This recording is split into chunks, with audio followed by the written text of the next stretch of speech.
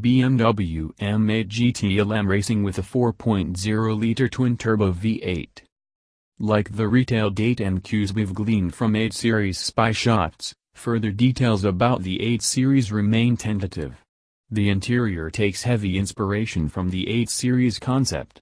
Outside, consensus appears to be that the M version will get the 4.4-liter twin-turbo V8, either putting out the same 600 horsepower as it does in the M5, or going all in for somewhere around 650 horsepower.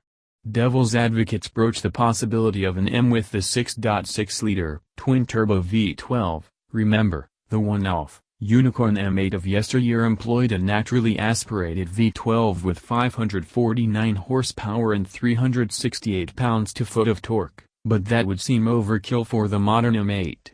A V12 for the series production car targeting the posh GT crowd would be a natural fit, though.